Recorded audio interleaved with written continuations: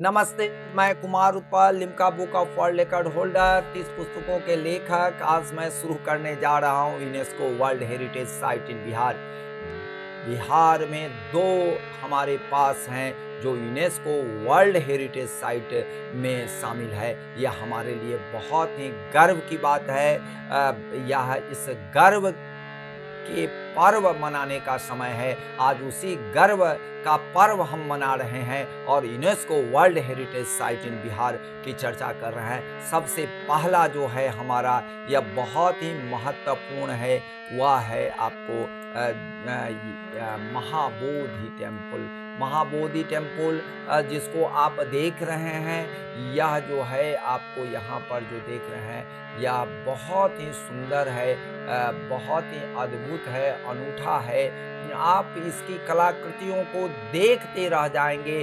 केवल हम नहीं कर रहे हैं, ये तो पूरे विश्व के लोग आते हैं, दर्शनार्थ करने आते हैं। बिहार सरकार और भारत सरकार उन सब की हर एक तरह की सुविधा देने के लिए उद्यत रहते हैं। हम लोग भी वार्म वेलकम करते हैं हमारे तीर्थार्थियों का, जो हमारे यह महाबोधि टेम्पल को देखने आते हैं। यह जो है आपको बोध गया में यह अवस्थित है। यह ध्यान रखेंगे, यह बोध गया में अवस्थित है। यहीं पर भगवान बुद्ध को ज्ञान प्राप्ति हुई थी, इसको ध्यान में रखेंगे। और इसी बोधि वृक्ष के नीचे उनको ज्ञान प्राप्ति हुई थी। मैं आपको बता रहा हूँ कि यह जो है, यह मंदिर जो है, वह मंदिर जो है 180 फीट का हाइट का है। आप समझ रहे हैं, शहर में 10 फीट का एक तल होता है, एक लेयर होता है। और आप समझ रहे हैं 180 फीट में 18 मंजिल यह मकान की तरह है।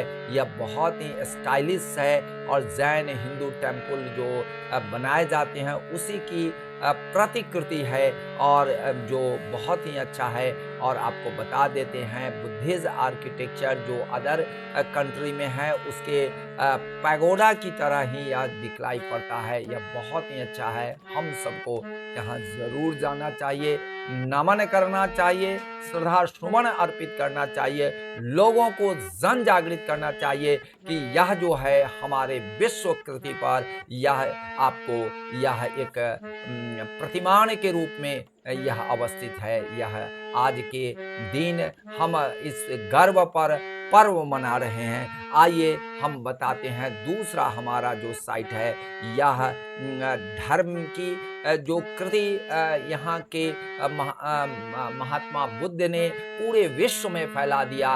उस समय का विश्व था, अमेरिका उस समय नहीं खोज की गई थी, और उस समय का विश्व जो था, अंतिम छोर था, आपको जापान था। और जापान, चाइना, आपको Mongolia, Taiwan, Korea, Indonesia, Jakarta, Mongolia से लेकर के ये आपको मैं बता रहा हूँ, इधर वेस्टर्न में आपको श्रीलंका से लेकर के अगर आप देखते हैं तो अन्य कई हैं, आपको म्यांमार है, बर्मा है, और भी कई देशों में यह फैला। इसका मतलब है कि हम लोगों का कि आज जो संस्कृति है वह पूरे विश्व में फैली है।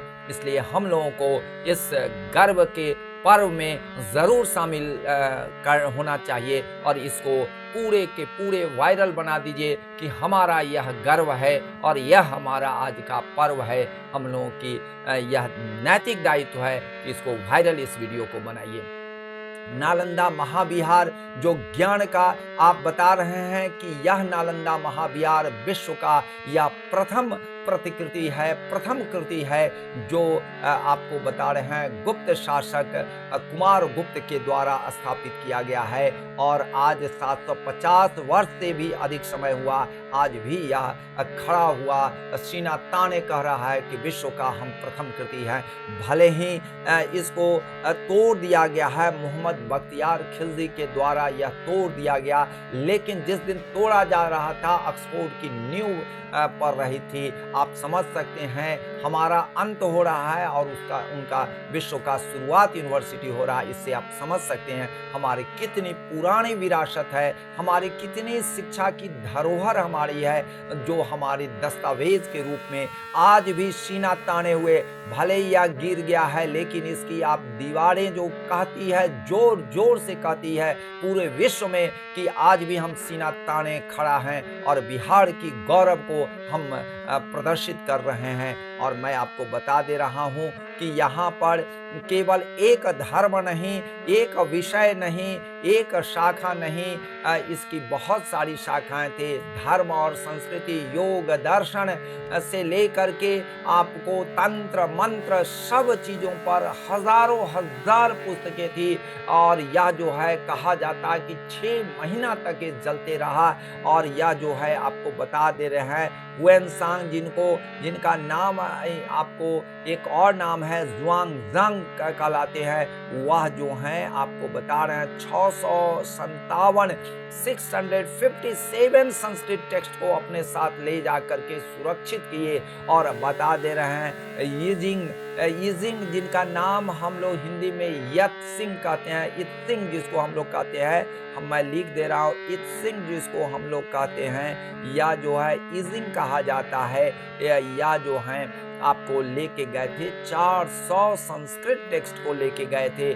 मैं आपको बता रहा हूँ राहुल सांकृत्यायन जो यहाँ से अन्य कई शिक्षक लेकर के, क्योंकि तिब्बत से बहुत सारे शिक्षक विद्यार्थी आते थे, वह लाद के ले गए। और वह जो है आपको बर्फ के कोटरों में, बर्फ के नीचे वह जा करके पुस्तकों को वहाँ रख दिया। वहाँ पर राहुल सांकृत्यायन वहाँ पर 1-2 साल रह करके उन लोगों से मिलजुल करके उस बर्फ के कोटरों को खोद करके और वहाँ से आपको ले करके आए, जितना भी उनको ढो सके ले करके आ गए। यहाँ पर आज भी वह बहुत सारी जो पांडुलिपियां हैं, पुस्तकें हैं, जो म्यूजियम के एक रूम में रखा हुआ है। शोधकर्ता विभिन्न देश विदेश से आते हैं, शोध करते हैं। मैं आपको बता रहा हूँ यहाँ महायान, वज्रयान, तंत्रयान सभी का विकास हुआ था। महाविरोचन तंत्र भी यहाँ पर बहुत प्रसिद्ध हुआ।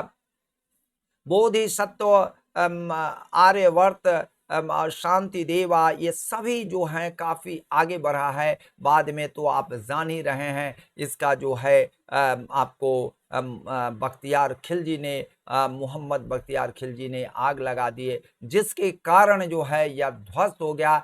क्या बात थी क्या जिसके पीछे इन्होंने आग लगाया, यह सब आज भी खोज चल रही है। चलिए, लेकिन आज इस गर्व पर आप भी पर मनाइए, शेयर और सब्सक्राइब कीजिए। जय हिंद, जय भारत।